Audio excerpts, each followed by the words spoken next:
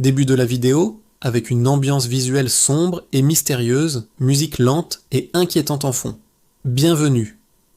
Le Japon, terre de traditions ancestrales et de modernité effrénée, cache dans ses recoins des histoires sombres, des lieux où la frontière entre le monde des vivants et celui des esprits semble s'estomper. Ces endroits, chargés de légendes et de récits troublants, attirent autant qu'ils effraient. Aujourd'hui, nous allons nous aventurer ensemble dans 7 des lieux les plus hantés du Japon, là où le folklore rencontre une réalité parfois glaciale. Nous n'allons pas chercher à vous convaincre, mais simplement à vous présenter les faits, les témoignages, et vous laisser juger. Êtes-vous prêt à explorer l'autre visage du pays du soleil levant ? Notre voyage commence maintenant. Notre première étape nous mène au tunnel de Kiyotaki, près de Kyoto. Construit en 1927, sa longueur officielle est de 444 mètres. Or, le chiffre 4, Shi, est un homonyme de la mort en japonais. Coïncidence. Les ouvriers qui l'ont bâti étaient, dit-on, des esclaves, morts dans des conditions effroyables. Leurs âmes erreraient encore entre ces murs. Des conducteurs rapportent que la longueur du tunnel change mystérieusement à chaque traversée. D'autres voient des silhouettes spectrales dans leurs rétroviseurs ou entendent des murmures inhumains. Un miroir est placé à l'entrée. La légende dit que si vous y voyez un fantôme, une fin tragique vous attend. Oseriez-vous regarder ? Transition visuelle vers une forêt dense et silencieuse. Nous pénétrons maintenant dans un lieu tristement célèbre, la forêt d'Aokigahara, au pied du mont Fuji. Surnommée la mer d'arbres, cette forêt est connue dans le monde entier. Le silence y est absolu, presque surnaturel. La densité des arbres bloque le vent et les sons, créant une atmosphère oppressante.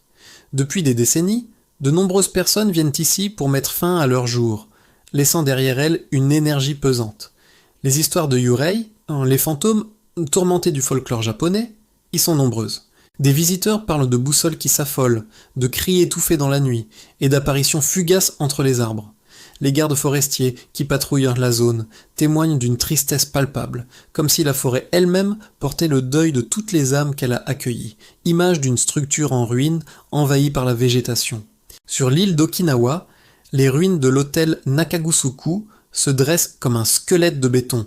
Ce projet hôtelier ambitieux a été abandonné en plein chantier dans les années 70. Pourquoi ? Le site a été construit près de tombes sacrées et d'un ancien château. Les ouvriers ont commencé à fuir, terrorisés par des accidents inexpliqués et des visions d'esprit. Un moine a été appelé pour purifier les lieux, mais il aurait refusé, sentant une présence trop puissante et malveillante. Le propriétaire, déterminé à finir son projet, aurait perdu la raison et aurait disparu. Aujourd'hui, le silence règne, seulement brisé par le vent qui siffle à travers les fenêtres vides. Les explorateurs urbains qui s'y aventurent rapportent des bruits de pas, des voix d'enfants et la sensation constante d'être observés, visuels changeants pour montrer d'autres lieux comme la prison d'Abashiri, le pont Oirambushi, etc., avec une narration plus rapide. Notre périple macabre continue.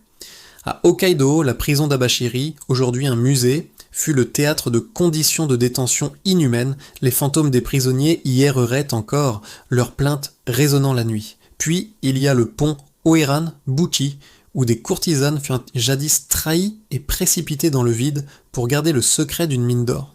On dit que leurs lamentations s'entendent encore les jours de pluie. N'oublions pas l'île d'Ashima, aussi appelée Gunkanjima, une ville minière fantôme dont les bâtiments délabrés abriteraient les esprits des travailleurs forcés. Chaque lieu a sa propre tragédie, sa propre cicatrice dans le paysage japonais. Retour à une ambiance plus sobre, le narrateur semble conclure. Alors, que penser de ces histoires ? S'agit-il de simples légendes, nées de la douleur et de l'imagination humaine pour donner un sens à la tragédie ? Ou bien ces lieux sont-ils de véritables portails vers un autre monde, des endroits où le voile entre notre réalité et l'au-delà est plus fin qu'ailleurs ? Peut-être que la vérité se trouve entre les deux. Ces récits, qu'ils soient réels ou folkloriques, font partie intégrante de la culture japonaise et nous rappellent que derrière chaque lieu, il y a une histoire, parfois une histoire qui refuse de mourir. Merci de nous avoir accompagnés dans ce voyage au cœur des ténèbres japonaises.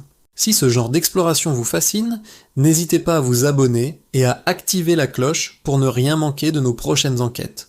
Partagez vos propres expériences ou vos théories dans les commentaires. Prenez soin de vous et à très bientôt.